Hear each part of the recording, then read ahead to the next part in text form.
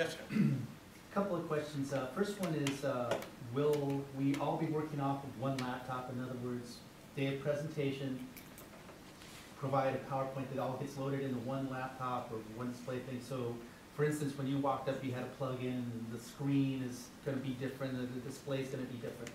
Is that typically how you That's the main reason we have you send the presentation first, so we can install it all on one PC. And that way it helps with the transitions from one to the other. So That way when definitely prefer. That way when the computer crashes, you're all screwed equally. We'll go to backup. But it raises a really, really good point. Be prepared to give this thing without slides. Mm-hmm. Right? This has to be second nature to you. You have to be able to do this without benefits of PowerPoint. Microsoft doesn't need the money. Okay, but you know, as they say, stuff happens. And you can very well find yourself in a situation in which you're not going to have slides. Like me standing in front of the room just talking off my cuff today.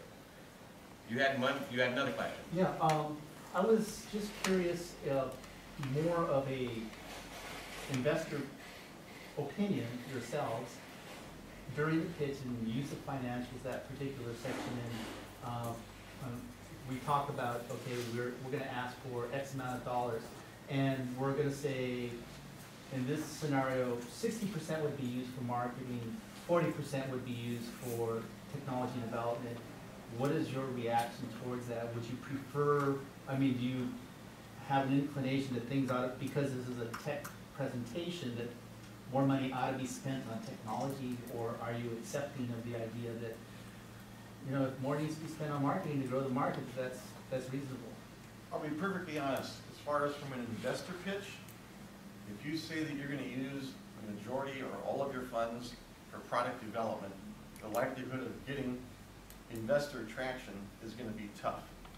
Now, unless you're a Bill Gates or someone of that style and just has a concept and people are throwing money at you because of who you are and all, you need to actually have as minimal amount of risk as you can specify.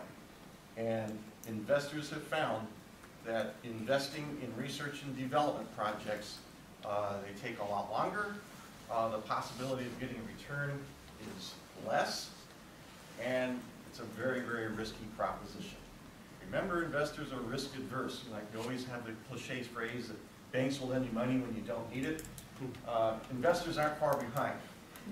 But on the other hand, they are ready to make an investment and take a risk with you. But they have to feel comfortable about your knowledge of the market, your team and ability to implement, and what type of market and returns they can anticipate if things go well.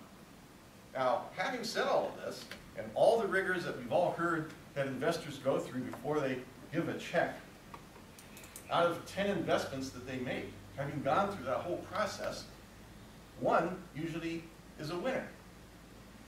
So how good are they really at choosing the winners or losers?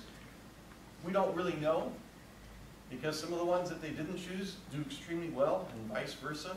But we do know that at least it helps minimize that, and it helps you as well get yourself ready to minimize your risk of failure.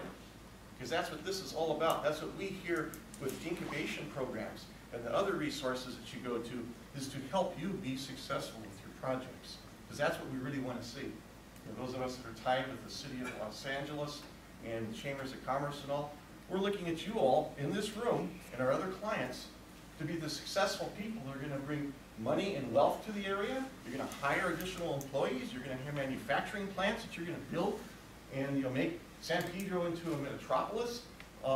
These are some of the viewpoints that those who support our project are looking for as well. So the bottom line of the staff here, we want you to be successful. We're trying to help you any way we can. Anybody else have a question? Anybody? Robert? Thanks, John. You mentioned validation in terms of anybody wanting it. We didn't talk about validation in terms of the product itself.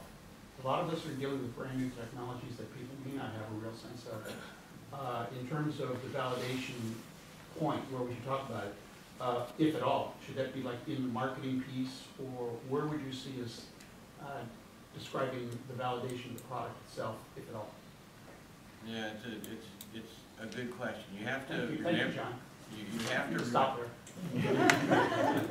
you have to remember that the audience that you're speaking to, especially an investor audience, probably isn't going to understand your technology really well. And so they would love to hear that some agency or institution has said that, you know, basically blessed your approach, blessed what you're doing. So in an automotive application, that might be the, you know, the SAE is the guys that would say yea verily to a plan. They would like to hear about that.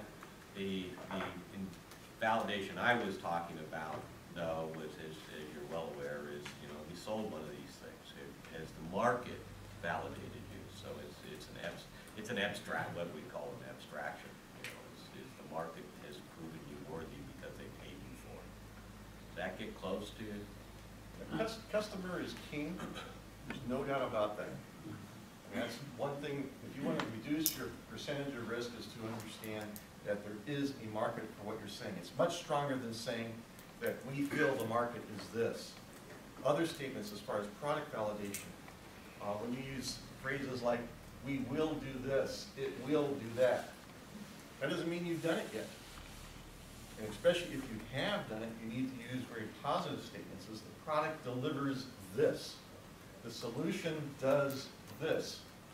Those are the type of phrases that you want to use that give definitive statements as far as what you do and what you deliver to your customer, what type of value you bring to them and why you have that marketplace to sell to. Well, I guess that was sort of the essence of the question, because I was really looking for a place to put the, value proposition, if you will. Well, as you and I have talked about many times, and as all of you who participate in here will hear this many times from me, is the investors really don't care about your product or service. They care about how well you satisfy a need in the market. And that's what they want to hear about. Because again, they're not going to understand the technology. If you have an institution that lends you street cred for, you know, having gone through some process or some certification or the like, that's strong enough. Then you have demonstrated that at least that testing entity, that validation entity believes in your product or service meets a certain requirement. And that's pretty much what's required. But at the end of the day, investors are going to invest in you as a team and the market that you're addressing. And it should be pretty easy to help them understand what that market is, right? More so than helping them understand the laws of physics that went into your product or service.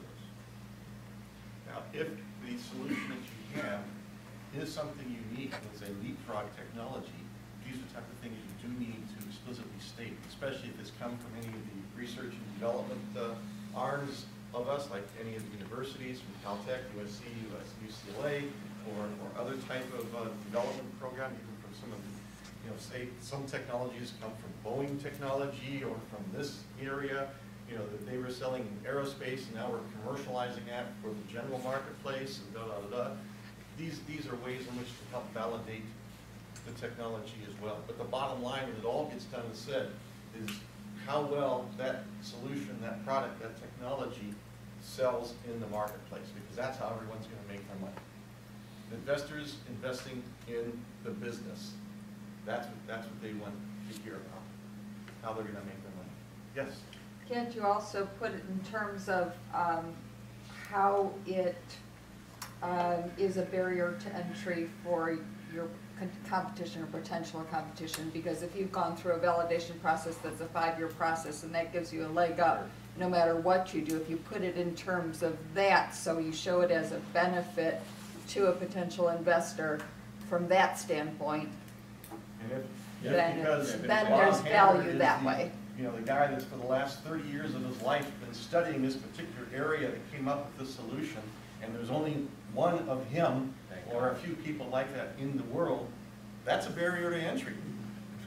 And you need to state that. In some cases, it's, you know, they even have in some of the entertainment businesses and stuff now, celebrity people that are involved that help give visibility, which in a lot of cases, visibility becomes the most, the largest barrier to getting your product sold is people learning about it. How are you going to get the word out that you have this fantastic solution for them?